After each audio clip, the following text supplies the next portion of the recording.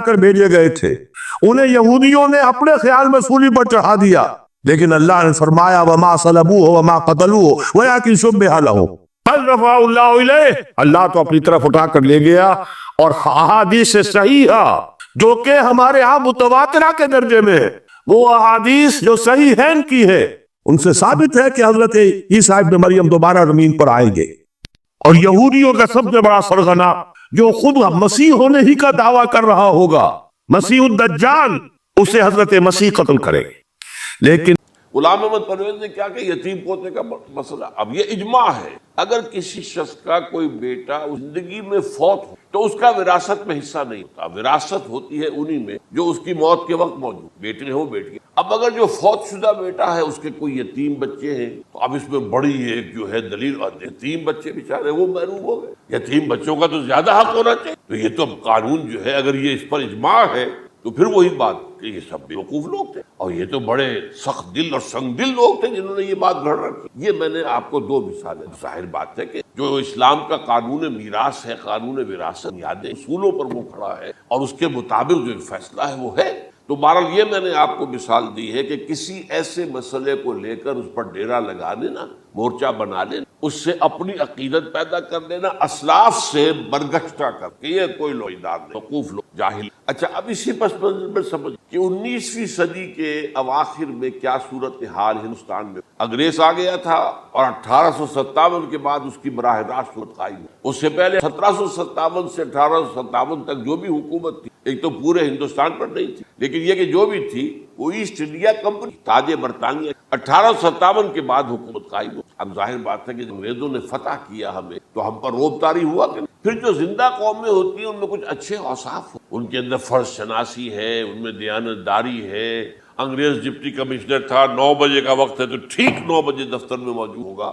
ہمارے لوگ جو آ رہے ہیں لیٹ آرام سے، لیکن یہ ہے کہ ان کی یہ چیز بات اگر کی ہے تو اس کو پورا کیا ہے، تو اس حوالے سے ان کا روب۔ اسی طور پر اس زمانے میں ایک صورت یہ پیدا ہو گئی کہ نیوٹن کی فزکس آ گئی، اور معلوم ہوا کہ یہ تو گویا کہ آسمان کی وحی سے بھی زیادہ سائنس سے جو بات ثابت ہو جائے بس وہ حق ہے، اور جو ثابت نہ ہو سکے وہ ایسے ہی ہے، وہ تو گویا کہ اوہام۔ اب اس زمن میں کیا ہوا، اس وقت جو ہے سر سید احمد خان ایک شخصیت ابھری، انہوں نے جب دیکھا کہ اسلام کی بہت سی چیزیں جو ہیں وہ سائنٹیفک جو انداز فکر ہے اس میں فٹ نہیں بیٹھتی۔ یہ فرشتے کس بلا کا نام ہے، سائنس تو نہیں بتاتی ہے، لہذا انہوں نے کہا فرشتہ کو، یہ فورسز آف دی نیچر کو فرشتہ کہہ دیا۔ یہ جن کیا بلا ہوتے ہیں، کوئی جن ون نہیں، تو سائنس کی اس میں تو نہیں آتے، دکھائی نہیں دے، کوئی جن نہیں۔ یہ تو جو مشتعل مزاج کے لوگ ہوتے ہیں انسان، ان کو جن کہہ دیا گیا کہ وہ آگ سے پیدا، جیسے ہم کہہ دیتے ہیں فلاں شخص غصے میں آگ بگولا ہو گیا، تو وہ آگ تھوڑی ہو جاتا، یہ تو استعارہ ہے۔ اس طرح یہ جو معجزات ہیں یہ کوئی شے، ان کی بھی فزیکل توجیحات۔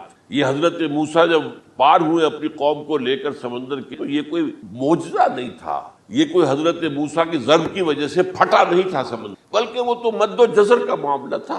جس وقت سمندر اترا ہوا تھا، جزر میں تھا، تو موسیٰ اپنی قوم کو لے کر گزر گئے۔ جب فرعون آیا اپنے لشکر کے ساتھ تو سمندر مدھ پر آ گیا، چڑھ آیا، لہذا وہ ہلاک ہو۔ تو معجزات کا انکار، ان تمام کے اندر ایسی فضا پیدا ہو گئی کہ جو عقلی اور سائنٹیفک، عقلی سے آگے بڑھ کر، ایک تو عقلی ہوتا ہے منطقی، ایک ہے عقلی سائنس، کہ اس کے حوالے سے جو چیز اسلام کی فٹ نہیں بیٹھی، جیسے کہ آپ کہتے ہیں round peg in a square hole اور square peg in a round whole.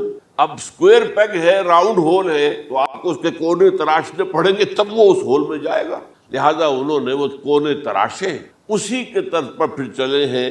جو آپ کو معلوم ہے علامہ مشرقی، انہوں نے بھی جب شروع کیا اپنا دھندا تو ان کے پہلے کتاب کیا تھے، مولوی کا غلط مذہب نمبر 1، مولوی کا غلط مذہب نمبر 2، مولوی کا غلط مذہب نمبر 3، چھوٹے چھوٹے کتاب سے شائع کر، مولویوں سے علماء سے برگشتہ کر دی۔ اب معلوم ہوا کہ یہ شخص ہے مجدد وقت، یہ مولویوں شولویوں کے پاس تو کچھ نہیں۔ اسی کا معاملہ پھر وہ انکار حدیث کی شکل میں، جن میں کہ ایک بڑی شخصیت جو ہے وہ غلام احمد کی، غلام احمد پرویز، کیونکہ اللہ تعالیٰ نے اسے صلاحیت دی، اچھا انشاء پرداز تھا، لکھنا اچھا تھا، بولتا بھی اچھا تھا، تو ظاہر بات ہے فتنہ وہی شخص پیدا کر سکتا ہے جو باصلاحیت، جس میں کوئی صلاحیت نہیں وہ کیا فتنہ پیدا کرے، وہ نہ دنیا میں کوئی ترقی کرے گا، نہ دین میں کرے گا، نہ فتنہ انگیزی کر سکتا۔ تو جیسا بھی ہے معاملہ عام معمول جو ہے لوگوں کا، جیسی بھیڑ چال چل رہی ویسے چل جائے۔ تو اس فضا میں اصل میں غلام احمد پرویز نے جو ڈیرا لگایا، وہ وفات مسیح، یہ سب غلط ہے۔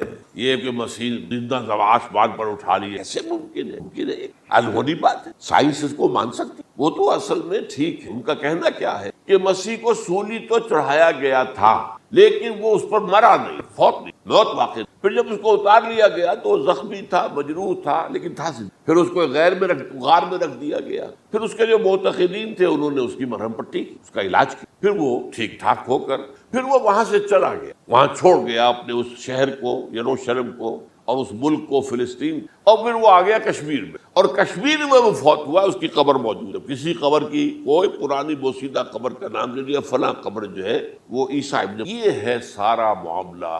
اب ظاہر بات ہے کہ کیونکہ ایک انسان کا زندہ آسمان پر اٹھایا جانا، وہ جو سائنسی ذہن ہے وہ اس کو نہیں مانے گا۔ چاہے قرآن مجید کے اندر تو خرق عادت اور بھی بہت سے ہیں، آخر اصحاب کہف 300 برس تک سوتے نہیں رہے، یہ کوئی سائنس کے حساب کتاب سے صحیح ہے؟ یا یہ ہے کہ حضرت عزیر علیہ السلام 100 برس تک مردہ رہے پھر زندہ کر دی، ان کا گدھا بھی زندہ کر دیا گیا جیسا کہ سورہ بقرہ میں آیا، لیکن ان کا کھانا جو ہے وہ صحیح رہا، اس کو غصہ نہیں، اس میں کوئی تو واقعات ہوتے ہیں ایسے۔ اللہ تعالیٰ جو چاہے کرے، خرق عادت ٹھیک ہے، فطری قانون جو بھی ہے، جو لاز آف دی نیچر اللہ نے بنائے ہیں اور اس کے مطابق ہی دنیا چل رہی ہے، لیکن اللہ تعالیٰ کے ہاتھ ٹوٹ نہیں گئے، بند نہیں ہو گئے، اختیار ختم نہیں ہو گیا۔ میں کیا کروں، میں تو قانون بنا بیٹھا، اب تو میں کچھ نہیں کر سکتا۔ میں تو قانون بنا چکا ہوں کہ آگ جلاتی ہے، اب اگر ابراہیم کو آگ میں ڈال دیا تو میں تو نہیں بچا سکتا، یہ کہ قانون ہے، میرا بنایا ہوا قانون۔ لیکن ہم یہ سمجھتے ہیں، ہمارا ایمان ہے اللہ تعالیٰ جو ہے وہ قادر مطلق ہے، وہ جب چاہے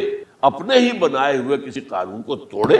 اسی کو کہتے ہیں خرق عادت۔ خرق کے معنی ہوتا ہے پھاڑ دینا، توڑ دینا، جیسے کہ وہ سورہ کہف میں لفظ آتا ہے کہ وہ حضرت موسیٰ کو جن کے پاس بھیجا گیا تھا، بزرگ کے پاس، انہوں نے اس کشتی کا جس میں وہ سوار تھے اس کا ایک تختہ پھاڑ دیا، توڑ دیا، خرقہ۔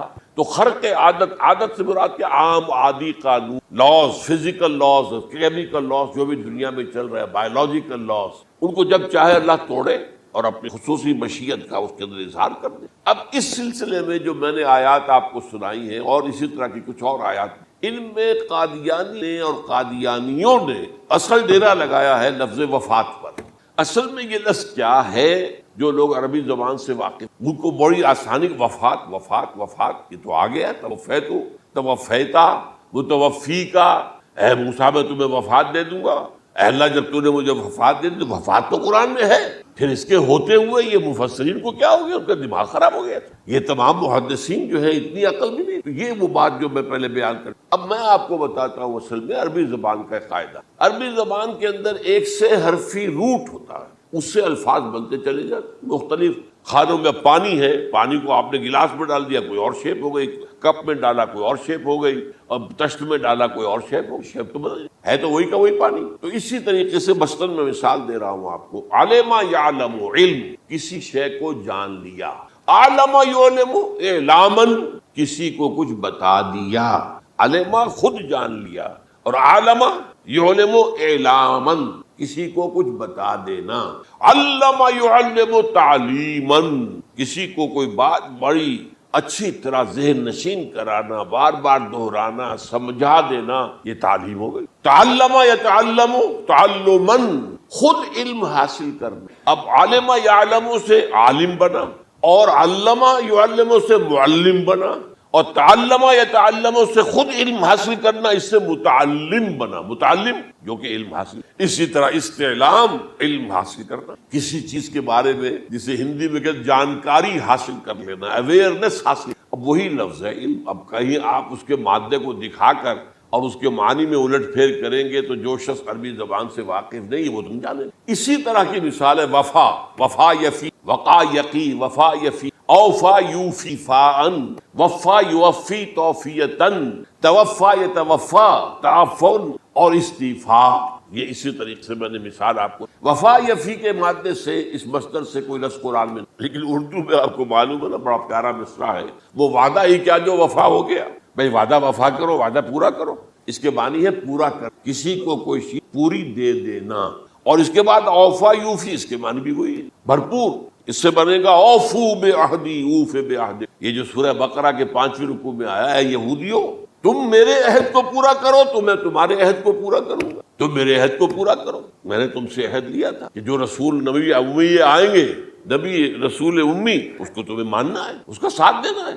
اوفو بعہدی، اب اس عہد کو پورا کرو. اوف بعہدکم، تو میں تمہارے ساتھ برکات خیرات جیسی پہلے رہی ابھی باقی رکھوں گا. وفا یوفی، پورے اہتمام سے پورا کر دے، کسی کو دے دینا چیز پورے اہتمام سے، جیسے علمہ یعلمو، پورے اہتمام کے ساتھ درجہ بدرجہ ایک بات ذہن نشین. یوف، اس کا جیسے وَإِبْرَاهِيمَ الَّذِي وَفَّى، ذرا اس ابراہیم کا تذکرہ کرو جس نے سارے تقاضے جو اللہ کے تھے پورے کر دیے، بھرپور. جو امتحان آیا اس میں وہ ثابت قدم نکلے. توفا یا توفا، یہ آیا کسی شے کو پورا پورا لے لینا. اب ایک ہے پورا پورا دے دینا، ایک ہے پورا پورا لے لینا. ایک ہے کسی کو علم دینا، علم یعلم تعلیما، کسی کو پورا دینا. وفا یوفی توفیتن، کسی سے علم حاصل کرنا. تعلم یتعلم تعلما، کسی سے پورا پورا لے لینا ہے. توفا یا توفی، اور اسی طرح استیفاء، کسی سے پورا لے لینا. یہ لفظ آیا ہے ویل للمطففین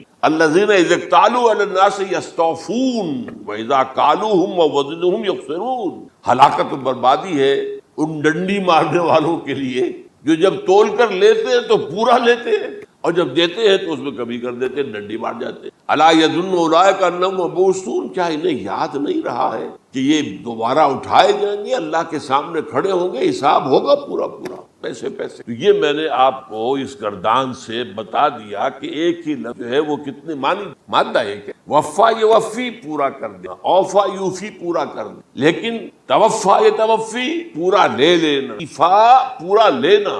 اذا اکتالوا علی الناس یستوفون واذا کالوہم ووزنوہم یخسرون. اب دیکھیے اس میں قرآن مجید جو ہے اس کے ضمن میں سب سے جو فیصلہ کن آیت ہے وہ سورہ زمر کی. اور یہ جو میں نے پچھلی مرتبہ بھی آپ سے کہا تھا، لا یاتیہ الباطل من بین یدیہ ولا من خلفہ، قرآن پر باطل حملہ آور ہو ہی نہیں سکتا، نہ سامنے سے نہ پیچھے. اب دیکھیے یہ ساری آیتیں جن میں حضرت مسیح کا ذکر ہے اور وفات کا لفظ جو ہے مختلف صورتوں میں استعمال ہوا ہے، اس میں سورہ زمر جو کہ مکی صورت ہے، اس میں ہے وہ کانٹے دار آیت جس سے مسئلہ حل ہو. وہ کیا ہے؟ وہ میں نے آپ کو سنائی ہے. اللہ یتوفی الانفس حین موتہا، اللہ قبض کر لیتا ہے، لے لیتا ہے نفس کو اس کی موت کے وقت. واللتی لم تمت فی منامہا، اور جس کے مرنے کا وقت نہیں آیا، مرا نہیں ہے، اس کی نیند میں لے لیتا ہے. فیمسک التی قطع علیہ الموت، تو جس پر موت کا فیصلہ ہو چکا ہے اس کو تو روکے رکھا ہے،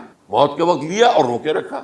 اور ویرسل الاخری الی اجل مسمی، اور جو دوسرے ہیں جن کی موت کا وقت نہیں آیا ان کو مؤخر کر دیتا ہے، واپس کر دیتا ہے، لوٹا. سوال یہ نیند میں کیا چیز اللہ کیا جان لیتا ہے؟ ظاہر بات شعور میں چلا گیا. ایک ہے انسان کا شعور، وہی تو سب سے اعلیٰ شے ہے، سب سے اونچی چیز تو وہی ہے. یہ شعور ختم ہو گیا تو انسان کہاں رہا؟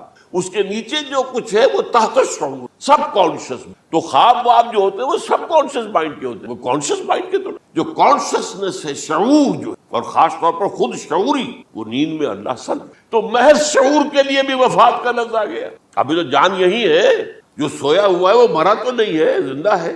البتہ جب جس کو ہم موت کہتے ہیں وقت آیا تو شعور بھی لے لیا، جان بھی لے لی، دو چیز. حضرت عیسیٰ پر پورا اطلاق ہوا، مجسم عیسیٰ کو لے لیا، شعور بھی لے لیا، جان بھی لے لی اور بدن بھی لے لیا. تو گویا کہ لفظ توفا کا کامل اطلاق تو صرف عیسیٰ پر ہو رہا ہے. ہم جب مرتے تو ہمارا جسم تو یہی رہتا ہے، وہ تو گیا قبر میں، پورا قبض نہیں کیا اس نے، پوری شے کو اپنے قبضے میں نہیں لیا، جسم تو یہی ہے. لیکن یہ کہ موت کے اندر ظاہر بات ہے کہ جان گئی، اور جان ہی ایسا.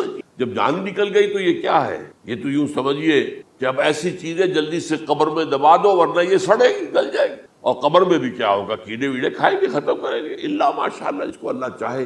انبیاء کرام اور شہداء کی اسموں کو اللہ تعالیٰ نے محفوظ رکھا ہوا، واللہ عالم. تو اس اعتبار سے تو اب توفا، اللہ یتوفی الانفس حین موتہا. اب لفظ کا لفظ یہ قرآن مجید میں نہ معلوم کتنے معنی میں آیا. ایک تو پورا وجود کسی کا یہ نفس ہے، میرا نفس، نفسی نفسی نفسی. کیا ہوگا جب قیامت کے دن ہم بول رہے ہیں؟ اور جو اللہ کے لیے بھی لفظ آ گیا نفس. نفس کے معنی ہم جب بولتے ہیں عام طور پہ تو وہ تو برے سچ میں بولتے ہیں، بھائی یہ نفسانی تقاضے ہیں، ان کو ذرا دبا کے. یہ نفس یحذرکم اللہ نفسہ، اللہ تمہیں ڈراتا ہے اپنے آپ سے، یعنی اللہ اپنی ذات سے ڈراتا ہے کہ وہ جہاں رؤوف اور رحیم ہے وہاں پر وہ عذاب دینے والا بھی، انتقام بھی لیتا ہے، شدید العقاب بھی ہے۔ یہ بھی ہو گیا نفس۔ پھر نفس جو ہے ہم اس کو بھی کہہ دیتے ہیں، جو کہ نفس کی ایک کیفیت ہے خاص، نفس لوامہ، نفس امارہ، نفس مطمئنہ، یا ایتھا النفس المطمئنہ ارجعی الی ربک راضیۃ مرضیہ۔ تو یہاں پر کیا ہے؟ نفس سے مراد پہلا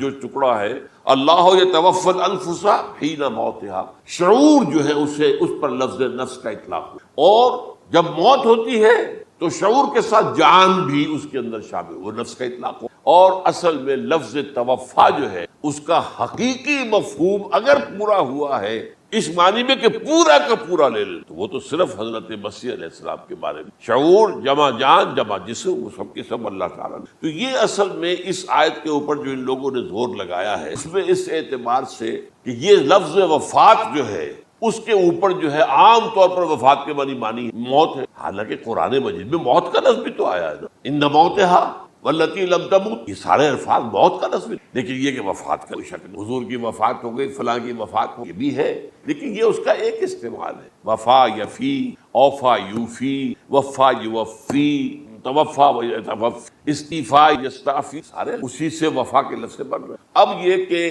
اس کے ضمن میں عقلی بات آپ کے سامنے، یہ تو میں نے آپ کے سامنے اس لفظ کے حوالے سے، کیونکہ سارا ڈیرا اس لفظ پر ہے۔ دیکھیے پہلی بات عقلی طور پر یہ ہے جو قرآن سے ثابت ہے، رسول کبھی قتل نہیں ہو سکتا اور رسول کبھی مغلوب نہیں ہو، اس میں فرق ہے نبی اور رسول کا۔ نبی قتل ہو سکتا، اب یہ علیحدہ بحث ہے، نبی کون ہوتا ہے، رسول کون ہوتا ہے۔ اس میں جو اجماع ہے تمام امت کا وہ کیا ہے کہ رسول خاص ہے، نبی عام ہے۔ نبی بہت آئے ہیں، 1.25 لاکھ آئے ہیں بعض روایات، رسول بہت تھوڑے، 300 تھے۔ قرآن مجید میں یوں سمجھیے کہ 20 کے قریب تو انبیاء کا ذکر، اور 5-7 ہیں جو رسول ہیں۔ حضرت نوح رسول، آدم تو رسول نہیں، حضرت شیش رسول تو نہیں تھے نبی، حضرت ادریس رسول تو نہیں تھے نبی، تو رسول جو ہے پہلے وہ تو حضرت نوح ہے۔ تو اس طریقے حضرت جو ہود ہے، پھر حضرت صالح ہے، اس حوالے سے نبی اور رسول کے فرق کو تو قرآن کہتا ہے کتب اللہ لاغلبن انا ورسلی، اللہ نے طے کر دیا ہے، لکھ دیا ہے، میں اور میرے رسول غالب آ کر رہیں گے۔ رسول مغلوب۔ نمبر 2، وَلَقَدْ سَبَقَتْ كَلِمَتُنَا لِعِبَادِنَا الْمُرْسَلِينَ أَنَّهُمْ هُمُ الْمَنْصُورُونَ وَأَنَّ جُنْدَنَا لَهُمُ الْغَالِبُونَ، یہ بات ہمارے طرف سے طے کی جا چکی، پہلے سے طے ہو چکی، پہلے سے معین قانون ہے اپنے ان رسولوں کے بارے میں جنہیں ہم لے جاؤ، رسولوں کے نبیوں کے بارے میں کہ وہی منصور ہوں گے، ان کی مدد کی جائے گی لا محالہ، اور ہمارا جو لشکر ہوگا یعنی رسول کے ساتھ جو لوگ ہوں گے وہ اللہ کا لشکر ہے، وہ حزب اللہ ہے۔ وَأَنَّ جُنْدَنَا لَهُمُ الْغَالِبُونَ، لازماً وہ غالب ہو کر رہے۔ یہ دو چیزیں جو ہے قرآن میں دو آیات نص سے قطعی ہے کہ رسول کبھی مغلوب نہیں ہو سکتا، رسول کبھی قتل نہیں۔ اب عجیب بات دیکھیے سورہ آل عمران میں، کیونکہ حضرت عیسیٰ کے ساتھ حضرت یحییٰ بھی موجود، حضرت یحییٰ حضرت مریم کے خالہ زاد بھائی، حضرت زکریا کے۔ سورہ آل عمران اور سورہ مریم دونوں میں آپ دیکھتے ہیں کہ پہلے یحییٰ کا ذکر ہوتا ہے پھر عیسیٰ کا۔ یہ ہم عصر بھی تھے، یہ کہ سینئر تھے حضرت یحییٰ، لیکن حضرت یحییٰ کی مدح قرآن کرتے کرتے آخری بات کیا کہتا ہے؟ نبیم من الصالحین، لفظ رسول نہیں، اور وہیں سائملٹینیس کنٹراسٹ ہے سورہ آل عمران میں حضرت عیسیٰ کے لیے وہ سارے ان کی مدح رسولاً الی بنی، وہ رسول تھے اور وہ نبی قتل ہو گئے۔ ایک آبرو باختہ لڑکی کی فرمائش پر ایک ڈانسر، اس پر بادشاہ اس وقت جو تھا، وہ بادشاہ کیا تھا؟ وہ ایسے بادشاہ ہوتے تھے اس زمانے میں جیسے ہمارے ہاں بھاولپور کے جو ہے نواب ہے، بادشاہ تو انگریز تھا، حکومت تو اس کی تھی، لیکن ایک اٹانومی سی دے رکھی تھی۔ راجے جو ہے راجہ صاحب ہے، مہاراجہ ہے، یہ راجے مہاراجے اور نواب جو ہوتے تھے یہ ایک اٹانومی تھی، باقی یہ کہ اصل میں تو بادشاہ جو ہے تو انگریز۔ تو اسی طرح کی ایک اٹانومی جو ہے حکومت وہاں اس وقت تھی اصل میں رومیوں کی، اس کا گورنر وہاں موجود تھا پائلیٹس پونٹس، لیکن یہ کہ انہوں نے یہودیوں کو ایک مذہبی اٹانومی دے رکھی، چنانچہ ہیڈرن ان کا ادارہ تھا دارالقضاء، جہاں چوٹی کے ان کے فقہا اور لیڈر جو تھے ربائی وہ بیٹھتے تھے اور فیصلے کسی مذہبی معاملے میں جو فیصلہ وہ کر دیتے تھے یہ ان میں معاہدہ تھا،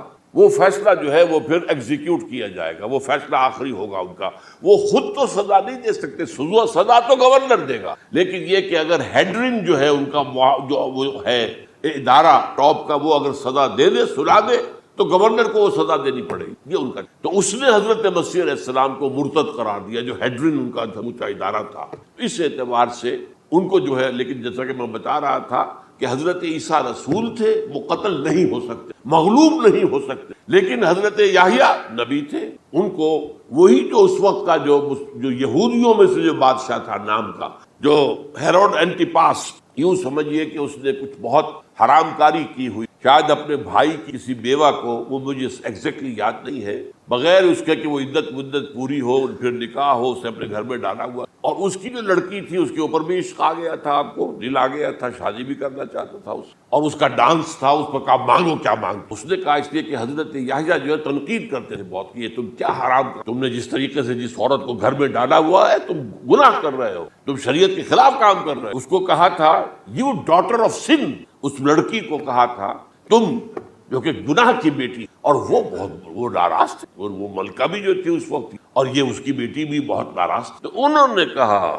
مجھے وعدہ لے لیا کہ دیکھو جو کہہ رہے ہیں، جو مانگوں گی مانگنا پڑے گا، مانگنا، ہاں مانگوں۔ مجھے یحییٰ کا سر چڑھا، ایک دفعہ تو وہ کانپ، اسے اندیشہ تھا کہ اگر یحییٰ کو میں نے قتل تو یہودیوں کے تک کا بغاوت، لیکن پھر تانا دیا تم کیسے بادشاہ ہو، اپنا وعدہ پورا نہیں، حکم دیا، اور وہ جیل میں تھے پہلے سے، وہاں گیا اور سر قلم کیا، لا کے پیش۔ تو نبی جو ہے ان کی بڑی مدح ہوئی ہے، مریم کے جب آپ پڑھیں تو ان کی شان جو ہے، لیکن نبی رسول ہے، اور حضرت عیسیٰ رسول تھے، رسول قتل نہیں ہو سکتا، نبی قتل ہو سکتا۔ یہ قاعدہ جو ہے وہ بھی قرآن نے اس سائملٹینیس کنٹراسٹ کے حوالے سے سورہ آل عمران میں حضرت یحییٰ اور حضرت عیسیٰ کا تقابل کر کے بتا دیا۔ تو ایک تو بات یہ ہے کہ اس اعتبار سے میں جو آپ کو آیت سنا چکا ہوں، یہ جو جرائم جو ہے سورہ نساء کے اندر یہودیوں کے اللہ تعالیٰ نے بیان کی، ان میں سے یہ بھی ہے وَقَوْلُهُمْ إِنَّا قَتَلْنَا الْمَسِيحَ عِيسَى ابْنَ مَرْيَمَ، اور ان کا یہ کہنا کتنا بڑا جرم ہے، کہہ رہے ہیں ہم نے عیسیٰ مسیح عیسیٰ ابن مریم کو قتل کیا، لیکن یہاں ایک رسول اللہ کے رسول کو،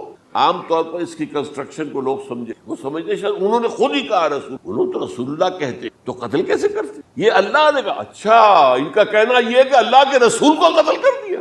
وَقَوْلُهُمْ إِنَّا قَتَلْنَا الْمَسِيحَ عِيسَى ابْنَ مَرْيَمَ رسول اللہ، ان کا یہ کہنا کہ ہم نے عیسیٰ ابن مریم کو، مسیح کو قتل کر دیا، وہ اللہ کے رسول کو، وَمَا قَتَلُوهُ وَمَا صَلَبُوهُ، انہوں نے نہ اسے قتل کیا نہ سولی پہ چڑھایا، ولیکن شبہ، بس مشابہت پیدا کر دی، شبہ میں ڈال دیا گیا۔ وَإِنَّ الَّذِينَ اخْتَلَفُوا فِيهِ لَفِي شَكٍّ مِّنْهُ، اور جو لوگ اختلاف کر رہے ہیں ان کے بارے میں وہ بس شکوک میں مبتلا ہیں، مَا لَهُم بِهِ مِنْ عِلْمٍ، ان کے پاس کوئی علم نہیں ہے، إِلَّا اتِّبَاعَ الظَّنِّ، صرف گمان کی پیروی کر رہے ہیں، وَمَا قَتَلُوا، اور ہرگز قتل، یہ کلیئر سورہ نساء کی آیت نمبر 157۔ اب یہاں ایک سوال پیدا ہوتا ہے، پھر کون قتل؟ واقعہ تو ہوا ہے، سولی کا واقعہ ایک ہسٹوریکل واقعہ، پھر کون صلیب پہ چڑھا؟ حضرت عیسیٰ تو صلیب پر نہیں چڑھ سکتے، اس لیے کہ صلیب کی موت کو سمجھا جاتا تھا بہت ذلت کی موت ہے، بہت حقارت کی موت ہے، بہت ملعون موت ہے، تو جب عیسیٰ مغلوب نہیں ہو سکتے تو صلیب پہ کیسے چڑھا دیے جائیں گے؟ قتل ہونا تو بعد میں ہوگا نا، پہلے تو آپ صلیب پر لٹکائیں گے اس کو نا،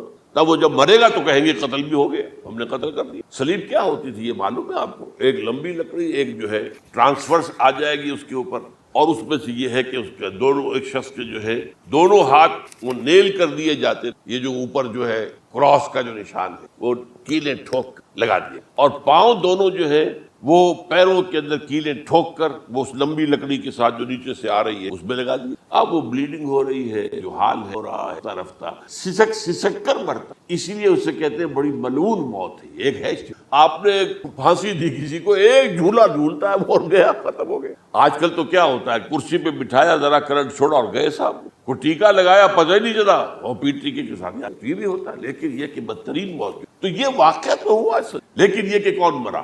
اب دیکھیے عیسائیوں کا کہنا کیا ہے، عیسیٰ صلیب پر چڑھے، وہاں فوت ہو گئے، مر گئے، پھر انہیں نکالا گیا، ایک قبر میں رکھ دیا گیا، لیکن قبر وہ جو تھی اس طرح نہیں تھی زمین میں کھودی ہوئی، بلکہ ایک پہاڑ کے اندر ایک چھوٹا سا کھو تھا، غار سی وہاں رکھ دی، لیکن وہاں سے وہ زندہ ہو گئے۔ اگلے دن جب لوگ آئے تو دیکھا وہ قبر تو خالی، عیسیٰ کہاں گئے؟ وہ زندہ ہو کر آسمان پر گئے، اور آسمان پر جانے سے پہلے وہ اپنے حواریین سے ملے، کہا میں زندہ۔ یہ ہے ان کا عقیدہ، اور اس کے بعد یہ بھی عقیدہ ہے کہ دوبارہ آئیں گے قیامت کے قریب۔ ہمارا عقیدہ کیا ہے؟ نہ سولی پر چڑھے نہ قتل ہوئے، بلکہ اللہ نے انہیں اٹھا لیا، بل رفعہ اللہ الیہ، اللہ تعالیٰ نے اٹھا لیا، جیسے کہ آتا قرآن میں، یا عیسیٰ انی متوفیک ورافعک الیہ، اے عیسیٰ میں تمہیں قبض کر لوں گا، قبضے میں اپنے لے لوں گا اور اپنی طرف اٹھا لوں، رافعو کا نہیں، یہ قرآن مجید کا قول ہے۔ البتہ یہ ہمارا بھی عقیدہ ہے کہ وہ دوبارہ آئیں گے، وَإِنَّهُ لَعِلْمٌ لِلسَّاعَةِ، وہ قیامت کی ایک عظیم ترین نشانی ہوں گے کہ جب وہ آئیں گے، اور اس کے بعد جو ہے یا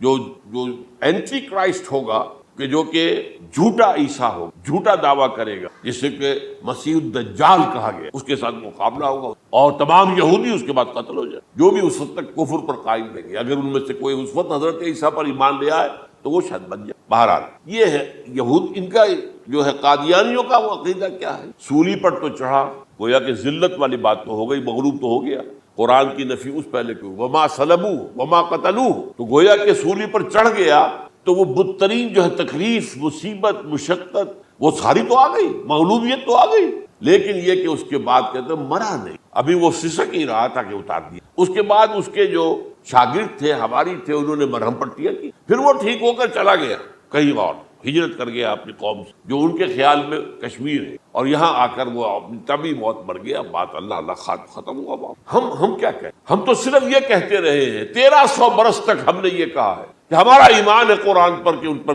نہ صلیب دیے گئے نہ قتل ہوئے، انہیں اٹھا لیا۔ کب اٹھایا یہ ہمیں معلوم، کس مرحلے پر یہ ہمیں معلوم، پھر سولی پر کون چڑھا یہ ہمیں معلوم نہیں تھا، لہٰذا کسی تفسیر میں آپ کو نہیں ملے گا، کہیں نہیں، نہ قرآن میں ہے، نہ حدیث میں ہے، نہ کسی تفسیر میں۔ یہ تو پچھلی صدی کے دوران جو پوپ کی لائبریری ویٹیکان میں اس سے ایک نسخہ برآمد ہوا، انجیل برنباس۔ اب یہ بھی آپ کو معلوم ہونا چاہیے کہ انجیلیں 104 تھیں، جن میں سے 4 جو ہے سلیکٹ کی، 100 انجیلیں اور ہیں جنہیں وہ اپوکریفل کے، غیر مستند انجیل، اپوکریفل، اور یہ ہے کینونیکل، قانونی، یہ ہے کہ جو مستند ہیں 4، لیکن جو 100 اور ہیں ان میں سے ایک یہ بھی ہے برنباس، اور برنباس کے بارے میں عیسائی مانتے ہیں کہ وہ بھی حضرت عیسیٰ علیہ السلام کے حوارین میں سے وہ بھی نکل آئی۔ اب وہ 26 کراچی میں ایک ادارہ ہے، خاص طور پر باوانی جو سیٹ ہے ان کا بنایا ہوا ادارہ ہے، تو وہی چھاپتے بھی، ایک زمانے میں تو کافی تقسیم بھی کر رہے تھے، اب مجھے معلوم اس نے سارا قصہ بیان کیا۔ قصہ کیا ہے، بہت دلچسپ، پوری تفصیل۔ ایک شخص جو کہ حضرت مسیح کے حواریین میں شامل ہو گیا، وہ تھا جیوڈاس اسکیریوٹ۔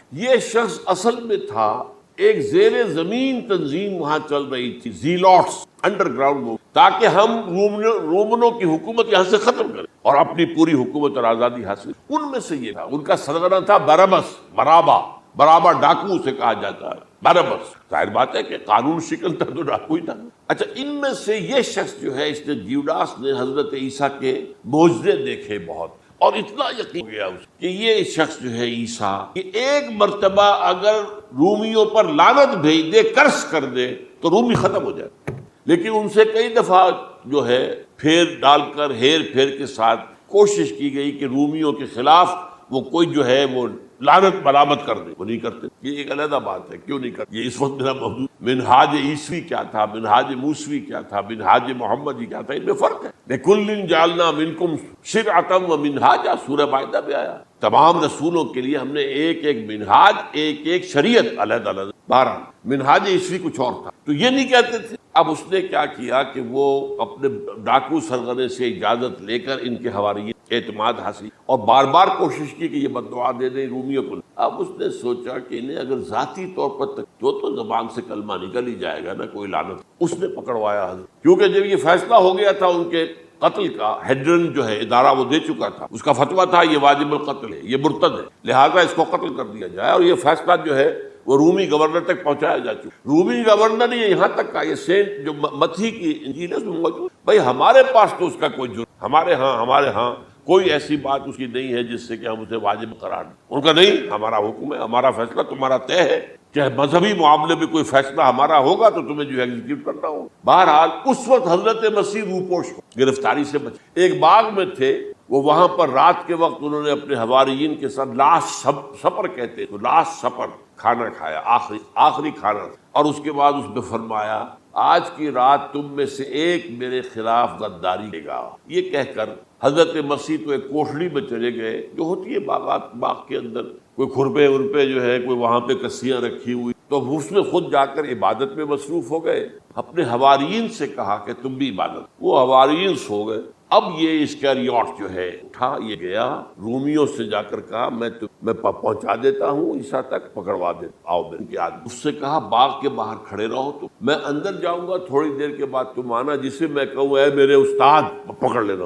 یعنی رومنز کو معلوم نہیں تھا کہ یہ کون ہے, لیکن یہ کہ یہ تو یہودیوں کو معلوم تھا نا. سب ہوا کیا کہ وہ جب اندر آیا ہے اور کوٹھڑی میں داخل ہوا, اسی وقت اس کی شکل بدل دی گئی. حضرت مسیح شبہ لہ, مشابہت پیدا, شبیہ بدل دی گئی, اور چھت پھٹی, 4 فرشتے اترے اور حضرت مسیح کا راستہ تو گرفت. باہر آیا وہ, تو جیسے ہی وہ یہ باہر آیا, وہ باقی ہماری جان گئے, اے ہمارے استاد. اسی وقت جو ہے وہ رومی داخل ہو گئے, تو پکڑ لی. تو اصل میں گرفتار ہوا ہے برنباس کی مطابق یوڈاس اسکریوٹ, وہ سولی چڑھا ہے. لعنتی موت اس پر آئی. کیوں آئی ہے؟ غداری کی, بٹرے کی حضرت مسیح علیہ السلام. تو وہ تو مستحق تھا, کوئی ظلم نہیں تھا.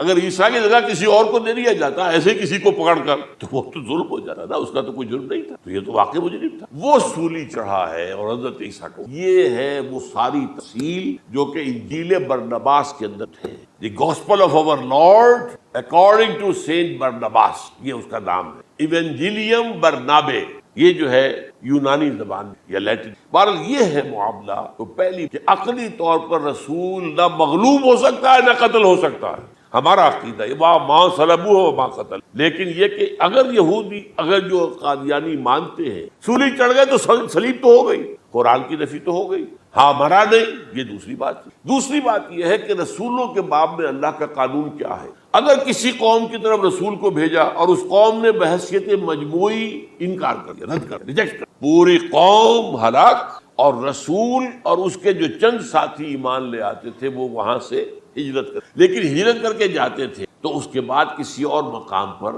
کریں گے اہل نظر تازہ بستیاں آباد. پھر وہاں پر ایک قوم انہوں نے جو ہے اپنا مرکز بنایا, ایک نئی امت کھڑی ہو گئی. اس کی سب سے بڑی مثال کیا ہے؟ قوم عاد ختم ہوئی حضرت ہود علیہ السلام کو ریجیکٹ کر باعث ہلاک کر دی. حضرت ہود علیہ السلام اپنے ساتھیوں کو لے کر, یہ قوم عاد تھی عرب کا جزیرہ نما عرب کے جنوبی علاقے کے اندر, جو اب صحرا ہے, بہت بدترین صحرا ہے, الربع الخالی جسے کہتے ہیں, خالی ہے, وہاں کوئی زندگی کے آثار ہے ہی نہیں, نہ کوئی پتیاں ہیں, نہ کوئی گھاس ہے, نہ کوئی انسان ہے, حیوان, کچھ نہیں. الربع الخالی, بدترین. وہ صحرا ایسا ہے کہ اس کے اندر کوئی چیز ٹکتی, جو چیز اوپر ہوگی وہ دھستی نہیں جائے گا. ورنہ عام صحرا کے اندر ریت کے اوپر اونٹ بھی چلتا ہے, انسان بھی, لیکن اس میں نہیں. تو یہاں پر قوم عاد جو ہے آباد تھی, اور اب جو ہے وہ سیٹلائٹ سے دیکھ لیا گیا ہے کہ قوم عاد کا جو بڑا بادشاہ تھا شداد, اس نے جو جنت بنائی تھی وہ موجود ہے زیر زمین, اسی صحرا کے نیچے دفن شدہ موجود. اس کو کہا گیا ہے الم تر کیف فعل ربک بعاد ارم ذات العماد التی لم یخلق مثلها فی البلاد.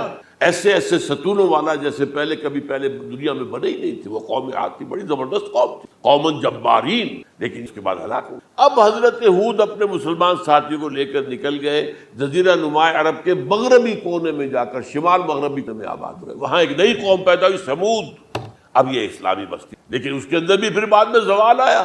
پھر وہاں نبی بھی آئے, لیکن اس کے بعد یہ کہ آخری رسول بھیجے گئے حضرت صالح, اور وہ بھی ہلاک ہوئے, کیونکہ حضرت صالح کو, یہ میں نے مثال دی ہے آپ, کہ رسول جو ہے وہ وہاں سے اگر ہجرت کرتا ہے تو ہجرت کر کے وہ یہ نہیں جان بچا کے جا کے گمنامی میں کہیں مر گیا, وہ تو جا کر اپنے ساتھیوں کو لے کر جائے گا, اور جا کر جو ہے وہاں پر جو ہے ایک نئی جگہ پر آباد ہوگا, ایک نئی تہذیب. یہ تو نہیں ہوا, یہ گمنام ہو کر آ کر کشمیر میں مر گیا, تو اس کی کیا حیثیت ہوئی؟ حضرت عیسیٰ علیہ السلام یا تو اگر ہجرت کرتے, یا جب انہیں معلوم ہو گیا تھا کہ میرے قتل کا فتویٰ ہو گیا ہے, تو آپ وہاں سے ہجرت کر سکتے, لیکن اپنے ساتھیوں کو تو لے کر جاتے نا, اپنے حواریین کو لے کر جاتے, اور کہتے ہیں 12 حواریین کے علاوہ اور بھی کوئی 70 کے قریب لوگ تھے جو ان پر ایمان لائے, ان کو لے کر جاتے, کسی جگہ جا کر آپ آباد ہوتے, وہاں ایک نئی جو ہے بستی بنتی, وہاں مسلمانوں کی ایک آبادی ہوتی. تو ان میں سے تو کوئی شے بھی نہیں ہوئی بات. لہذا عقلی طور پر بھی یہ بات ثابت ہو سکتی, خلاف عقل ہے, قرآن کے اصولوں کے خلاف, کہ وہ سولی چڑھے ہوں لیکن مرے نہ ہوں, پھر اتر گئے تو مرم پٹی کر دی. اچھا, کیا رومنوں کو اور یہودیوں کو پتہ نہیں چلا کہ مریم پٹی ہو رہی ہے اس کی, اور عیسیٰ مرا نہیں ہے؟ اگر ان کے پتہ چل جاتا تو کیا وہ چھوڑ دیتے؟ اب مرہم پٹی کے بغیر تو 12 جو شخص سولی پر لٹکا رہا ہے وہ تو تقریباً مردہ ہی ہوتا ہے نا. وہ چلیے ہو سکتا ہے کہ کوئی ایسا امکان ہو کہ اس کی نبض ابھی چل رہی ہو اور وہ اتار لیا جائے اور مرہم پٹی کر لی جائے تو بچ جائے, لیکن کہ پھر اس کے بعد وہ اگر وہاں سے ہجرت کرتے تو وہاں سے وہ اپنے حواریین کو لے کر جاتے اور کسی نئی جگہ پر جا کر آباد ہوتے. ان دونوں اعتبارات سے یہ بات ناقابل قبول ہے، ناقابل. لیکن اسی مسئلے کو لے کر جو جیسا کہ میں نے بتایا تھا، وفات ہو گئی. کیسے ہو سکتا ہے ہمارے نبی جو سید المرسلین ہے وہ تو زیر زمین دفن ہو گئے اور یہ جو آسمان پر اٹھا لیے گئے، کیسے ہو سکتا؟ اس کے اوپر عام لوگ جو ہیں وہ متاثر ہوئے، اور خاص طور پر وہ سائنٹیفک مائنڈ جو بن گیا تھا، تو چونکہ سائنس کے اس خاکے کے اندر وہ بات فٹ نہیں بیٹھتی، لہذا ان لوگوں نے اس کو قبول کیا.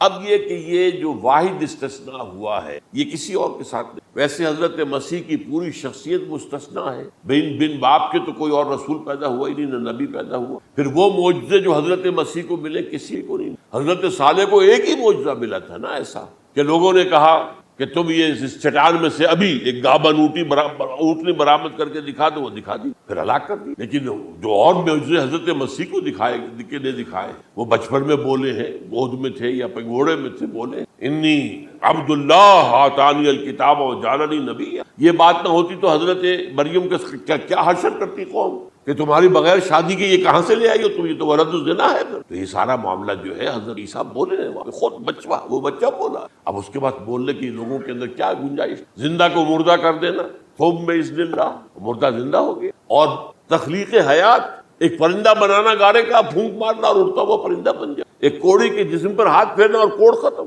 ایک مادرزاد اندھے کی آنکھوں پر ہاتھ پھیرنا اور بینائی آ گئی. سارے مستثنا. ان کا یہ استثناء کیوں کیا گیا؟ یہ بڑی تلخ بات ہے، یہ یاد کر. کیونکہ یا تو قوم اسی وقت ہلاک کر دی جاتی جیسا کہ ہوا قوم نوح، قوم ہود، قوم عاد، قوم ثمود، قوم شعیب. یہ ہوا کہ نہیں ہوا؟ اور صدوم اور عمورہ کی بستیاں جہاں حضرت لوط بھیجے گئے، اور آل فرعون جو ہلاک کیے گئے. یا تو پوری قوم ہلاک کی نہیں. یہ یوں سمجھیے کہ اس پورے معاملے کو درمیان میں سے ایک وقفہ دے دیا گیا، حضرت عیسیٰ کو اٹھا لیا، اور حضرت عیسیٰ دوبارہ آئیں گے. یہ اب اس میں بڑی تلخ بات آپ سے کہہ رہا ہوں، یہ آپ کے لیے قبول کرنا آسان نہیں، حلق سے نہیں. اس قوم کو زندہ رکھا گیا ہے جو ملعون اور مغضوب علیہم قوم ہے. سب سورہ فاتحہ میں مفسرین لکھتے ہیں ضالین یہ نصارہ ہے، اور مغضوب علیہم یہ یہودی. اور قرآن کہتا ہے لعن الذین کفروا من الکتاب علی لسان داؤد عیسی ابن مریم. لعنت کی ایک ملعون اور مغضوب قوم کے ہاتھ ہو. آخری امت محمد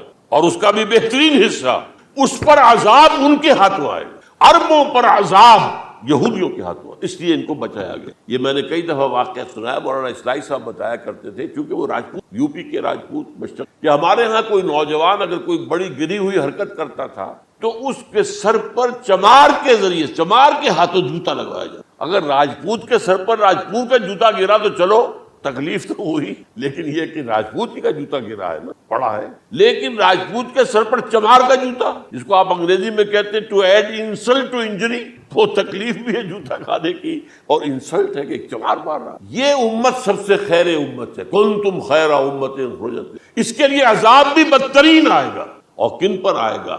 اس امت کا جو اصل نیوکلیس ہے عرب، جس کے بارے میں حضور کی حدیث موجود ہے ویل للعرب، عرب کے لیے بہت بڑی ہے. اور آج ہماری نظر میں آ رہا ہے وہ ملعون اور مغضوب علیہم قوم، ان کے سینے کے اندر خنجر کی طرح بھونکی گئی. اور 30 کروڑ کے قریب عرب بے حمیتی، بے غیرتی، بزدلی، کمزوری، ذلت، مسکرت کی مثال بنے. کوئی بول سکتا ہے اس اسرائیل کے خلاف؟ کو بول سکتا ہے؟ 30-35 لاکھ آدمی اسرائیل، اس سے زیادہ تو امریکہ میں 50 لاکھ کے، کل 1.25 کروڑ آدمی ہے یہ یہودی. دیکھیے جو چاہتا کر، جب چاہا اس نے عراق کے ایٹمک انسٹالیشن کو تباہ کر، اور سعودی عرب کی فضا میں اس کو فیول کیا ہے انہوں نے، دوبارہ ریفیولنگ جو ہوئی ہے ان کے جہازوں کی، وہ سعودی عرب کی. یہ صورت جو ہے عربوں کے اوپر، اور اب جو آنا ہے آرمگیدان، کیونکہ پوری عیسائی دنیا یہودیوں کے قبضے میں، اور یہ رومی ایک حدیث کی روح سے 80 علم لے کر حملہ آور ہوں گے تم پر.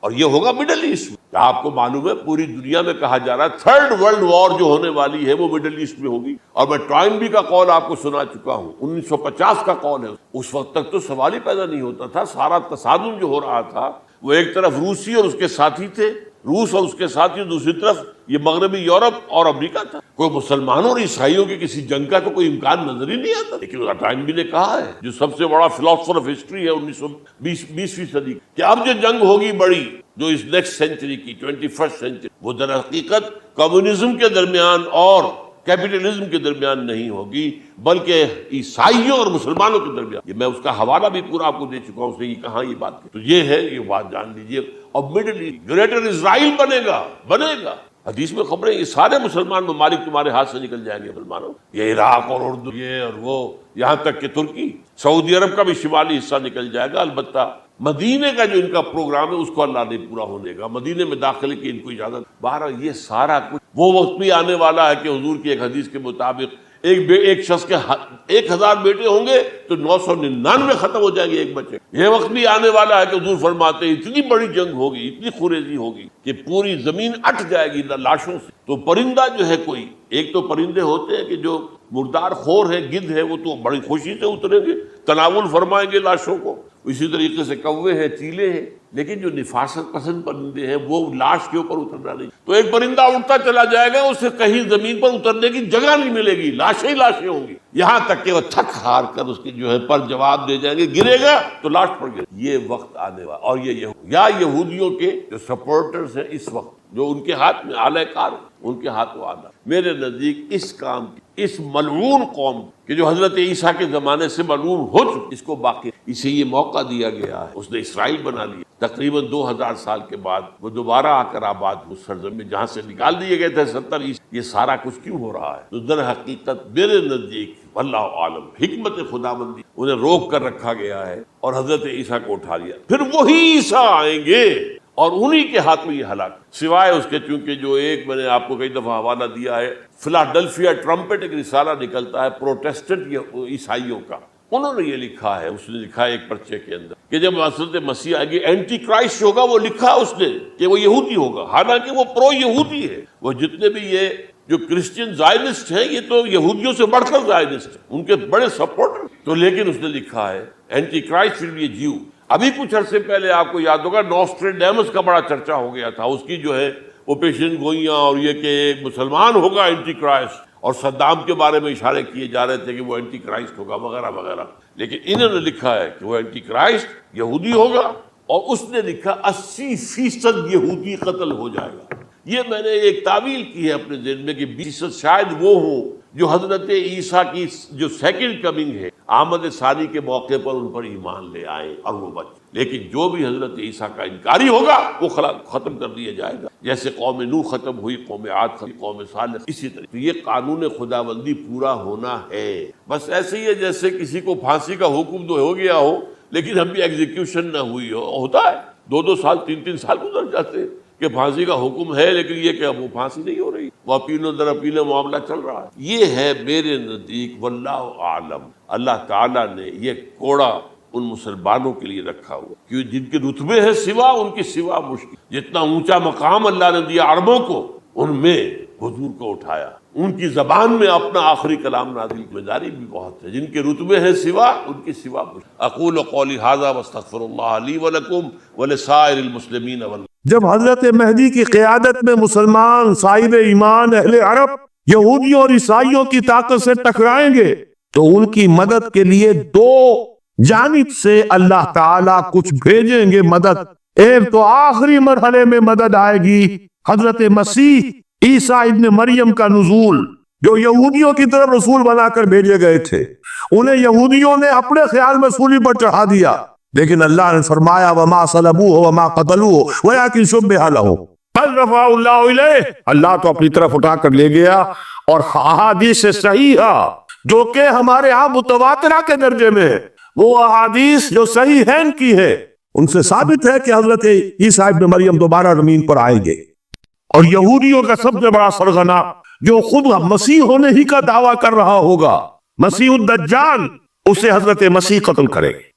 लेकिन एक दूसरी हदीस से मालूम होता है कि मशरिक से फौजें आएंगी हजरत मेहदी की मदद के लिए।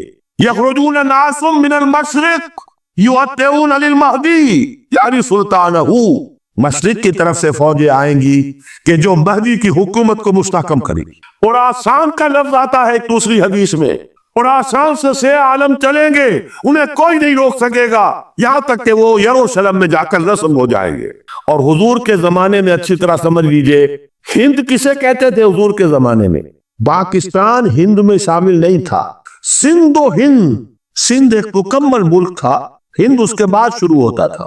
یہ راجپوتانے کا اور تھر کا ڈیزرٹ جو ہے، اس سے آگے جو ہندوستان ہے وہ ہند تھا. یہ جو ہمارا پاکستان ہے یہ ہمیشہ ہند میں شامل نہیں رہا. حضور کے زمانے میں بالخصوص سندھ و ہند، دریائے سندھ چلا آ رہا ہے. یہ ساری ٹریبیوٹریز جو پنجاب کے اندر اس کی ہے، یہ سب ایک علیحدہ ملک ہے جو اس زمانے میں سندھ کہلاتا تھا. اور نمبر 2 یاد کیجئے، اس زمانے میں خراسان ایک علاقہ تھا جس میں موجودہ افغانستان کا 2/3 تھوڑا سا حصہ ایران کا، اور جہاں تک میں تحقیق کر سکا ہوں آج تک پاکستان کا بھی علاقہ، خاص طور پر مالاکنڈ ڈویژن جو خراسان میں شامل ہے. خراسان سے سیاہ عالم چلیں گے جو جا کر یروشلم میں نصب ہوں گے. یہاں بھی ایک نقطہ نوٹ کر لیجئے، پہلے بھی یروشلم ہم سے چھینا تھا. کس نے چھینا تھا؟ عیسائیوں نے. کروسیڈرز. واپس کون لیا؟ کس نے لیا؟ عربوں میں دم نہیں تھا. عرب عیاشیوں کی وجہ سے کھوکھلے ہو چکے تھے. واپس لینے والا صلاح الدین ایوبی، کرد خون. اب دوبارہ یروشلم لیا جا چکا. چھینا کن سے گیا؟ عربوں سے. عرب واپس لے سکتے ہیں؟ کوئی اندیشہ اگر ہو سکتا تھا عراق کے بارے میں کہ شاید اس کے ایٹمی دانت نکل آئے، جو سازش کی گئی، جس طرح اس احمق اور پاگل صدام حسین کو دام میں پھنسایا گیا. 100 چال، دام کہتے جال کو، 100 دام اس میں جو پھنسا ہے، تو اگلا پچھلا کھایا پیا سب اگلوا لیا. اور ہے ہی کون؟ اس کے پاس ایٹمک ہتھیاروں کا ذخیرہ موجود ہے، اور کسی کے وہ ایٹمک دانت بھی نکلنے نہیں دے رہے. پاکستان کے اوپر کتنا دباؤ، اور ہمیں نہیں پتا کتنا کچھ دباؤ قبول کیا جا چکا. یہ تو سبھی مانتے ہیں، کیپ کر دیا گیا، روک دیا گیا، آگے تو نہیں بڑھ رہا، یہ تو سبھی مانتے ہیں. رول بیک بھی ہو گیا یا نہیں کچھ پتہ نہیں، لیکن کسی صورت یہ نہیں تسلیم کریں گے، قبول کریں گے کہ کسی مسلمان ملک کے پاس ایٹم بم آ جائے. یہودیوں کے پاس ذخیرہ موجود، سب جانتے. بہرحال یہ جان لیجئے، اس علاقے سے امید ہوتی ہے. سندھ اور خراسان حالات بہت خراب ہیں ہمارے، اور حالات بہت خراب ہیں افغانستان کے بھی، لیکن حالات کے بدلتے اللہ تعالیٰ کی مشیت کے تحت دیر نہیں لگا کرتی. سیرت نبوی میں مجھے نظر آتا ہے سن 10 میں 10 نبوی ہجرت سے 3 سال پہلے، 2.5 سال پہلے، کہیں سے کوئی امید کی کرن نظر نہیں آتی تھی کہ عرب میں اسلامی حکومت قائم ہو جائے گی. 10 برس ہو چکے محمد رسول اللہ کو دعوت دیتے ہوئے، اور ابھی تک بمشکل 125 آدمی ہے. اپنے بل پر، اپنے طاقت پر مکے میں رہ بھی نہیں سکتے. کیسے ہو جائے گا؟ کہاں سے ہو جائے گا؟ میں آج پوچھتا ہوں، کوئی سر بتائے. کہیں سے کوئی امید کی کرن اس وقت نظر آتی ہے؟ اس ماحول میں لے جائیے. اگلے 3 سال میں کیا ہو گیا؟ پہلے سال 6، اگلے سال 12، اس سے اگلے سال 72، اور بعد عقبہ ثانیہ ہجرت، اور وہاں سے اب حضور کی طرف سے انیشیٹ شروع ہو گیا. انیشیٹو تو ہم نہیں کہہ سکتے، اللہ تعالیٰ کی قدرت، اللہ کی مشیت. یہ یقین ہے کہ دنیا کے خاتمے سے پہلے نظام خلافت قائم ہوگا، اور تمام دنیا میں ہوگا. ظاہر ہے کہیں پہلے کسی ایک جگہ سے ہوگا، جیسے حضور کے زمانے میں ہوا. اگر بیک وقت پوری دنیا میں ہو سکتا تو حضور کے دست مبارک سے ہوتا. اگر حضور کے دست مبارک سے بھی ایک ملک میں ہوا، جزیرہ نما عرب میں ہوا، پھر حضور کے امتی ہیں نا، ابو بکر ہے، عمر ہے، عثمان ہے، صحابہ کرام کی فوجیں نکلی ہیں، امتی ہے. امتیوں کے ہاتھوں اس کی توسیع ہوئی. اب بھی یہی ہوگا، کسی ایک علاقے میں ہوگا. میرا گمان ہے، میں یہ اس یقین سے نہیں کہہ سکتا. گمان بھی میرا ان احادیث کی روشنی میں ہے جو میں نے آپ کو بتا دی، اور موجود ہے اس کتاب کے اندر. علامہ اقبال نے بھی انہی کے حوالے سے کہیں کہا ہے، میرے عرب کو آئی ٹھنڈی ہوا جہاں سے، میرا وطن وہی ہے، میرا وطن وہی ہے. اس علاقے سے کچھ ہونے والا ہے اور ہوگا انشاءاللہ. میری زندگی میں نہ ہو، آپ کی زندگی میں نہ ہو، کوئی پرواہ نہیں. حضرت حمزہ تو شہید ہو گئے غزوہ احد میں. 5 سال کے بعد حضور مکے میں داخل ہوئے ہیں فاتح کی حیثیت سے. حضرت حمزہ کی نگاہوں نے، ان آنکھوں نے تو نہیں دیکھا، عالم ارواح میں اللہ نے کیا مشاہدہ کرایا ہوگا انہیں، وہ تو ہمیں معلوم نہیں. بعض صحابہ شہید کر دیے گئے مکے ہی میں. بہت بڑی کامیابی. اپنی جان لگا دیں، اپنے آپ کو کھپا دیں، اپنے آپ کو مٹا دیں. جس طرح روڑی کوٹ کر بنیادوں میں بھر دی جاتی ہے، ہماری ہڈیوں کا چورا بنا کر اور ہمارے خون کے اندر اسے بون کر اگر وہاں ڈال دیا جائے، اس سے بڑی سعادت کوئی نہیں. اس پر تعمیر ہو خلافت علی منہاج النبوہ کی. ہم اس کی بنیاد کے اندر دفن ہو جائیں، یہی بہت بڑی سعادت ہے۔ لیکن یہ ہوگا، میں نے عرض کیا تھا کہ یقین ہے مجھے کہ ہوگا، اور ہر صاحب ایمان کو یقین ہونا چاہیے کہ ہوگا۔ باقی یہ کہ یہ آثار ہیں اور احادیث بھی ہے، اور 400 برس کی تاریخ بھی بتاتی ہے کہ یہیں سے ہوگا۔ 1000 برس تک سارے مجددین امت عالم عرب میں پیدا ہوئے۔ 4ویں صدی کا مجدد اعظم شیخ احمد سرہندی کہاں دفن ہے؟ سرہند میں، ہندوستان میں۔ 12ویں صدی کا مجدد اعظم شاہ ولی اللہ دہلوی کہاں دفن ہے؟ دہلی میں۔ 13ویں صدی کا مجدد اعظم سید احمد بریلوی، ان کے تو قبر بھی معلوم نہیں، لیکن ان کا خون جذب ہوا دریائے کنہار میں، اور ان کے سینکڑوں ساتھیوں کی لاشیں اس بالا کوٹ کے مقام پر۔ 14ویں صدی کے مجدد اعظم شیخ الہند، لیکن ان کے ساتھ ساتھ اتنے اعظم رجال، علامہ اقبال جیسا مفکر، مولانا مودودی جیسا مصنف، مولانا الیاس جیسا مبلغ، کہیں اور ہمیں دکھا دیجئے آپ۔ میں کل کہیں عرض کر رہا تھا، دیکھیے پہلے جو ہے 1000 برس تک ہر خیر ہندوستان میں باہر سے آ رہا تھا۔ معین الدین البیری باہر سے آ رہے ہیں، شیخ علی حجویری باہر سے آ رہے ہیں، سندھ میں جتنے اولیاء دفن ہیں سب کے سب باہر سے، ایران سے چلے آ رہے ہیں۔ لیکن جیسے ہی 11ویں صدی شروع ہوئی، ریورس ہو گیا آرڈر۔ اب سلسلہ مجددیہ نقشبندیہ اب ہندوستان سے نکل کر پھیل رہا ہے۔ پورا افغانستان، پورا ترکستان، تمام یہ ترک ریاستیں جو آزاد ہوئی ہیں ابھی یو ایس ایس آر کے خاتمے کے بعد، یہاں تک کہ سائپرس، جزیرہ قبرص، پورا ترکی جو اب بھی ہے موجودہ ترکی، سلسلہ مجددیہ نقشبندیہ کہاں سے چلا؟ ہندوستان سے پھیل گیا پورے عالم اسلام۔ مفکر، علماء دین اور تمام علوم دینی کا مجدد شاہ ولی اللہ دہلوی، خالص ترین جہاد فی سبیل اللہ دور صحابہ کے بعد جماعت مجاہدین جام شہادت نوش کیا، سینکڑوں ہمارے مجاہدین۔ پھر 14ویں صدی میں اقبال جیسا مفکر، مودودی جیسا، دوبارہ دوہرا رہا ہوں، مصنف، مولانا الیاس جیسا مبلغ، مجھے تو کہیں نظر نہیں آتا۔ تمام مسلمان ممالک آزاد ہوئے، کہیں اسلام کا نام نہیں لگا، نہ سیوکارنوں نے نعرہ لگایا، نہ کہیں کسی اور نے نعرہ لگایا۔ عربوں نے بھی عرب نیشنلزم کا نعرہ لگایا، اسلام کا نعرہ نہیں۔ تحریک پاکستان میں نعرہ لگا، پاکستان کا مطلب کیا؟ لا الہ الا اللہ۔ صبح عرض کر چکا ہوں، تحریک خلافت پوری دنیا میں کہیں نہیں، صرف بر عظیم پاک و ہند میں۔ اور کیسی تحریک خلافت کہ ہندو شریک ہوئے، گاندھی شامل ہوا، پورے ہندوستان کو جس نے بجھا دیا۔ یہ دوسری بات ہے کہ جب سر مصطفیٰ کمال نے ختم کر دیا تو اب کیا کرتے؟ مدعی سست کا چست۔ نوٹ کرنے کی بات ہے، کچھ آثار ہے، 400 سال کی تاریخ ہے، بتا رہی ہے پاکستان کا قیام خود ایک معجزہ۔ یہ ساری چیزیں مشیت ایزدی میں کسی بڑے خیر کا پیش قدمہ ہے، پیش خیمہ ہے، مقدمہ۔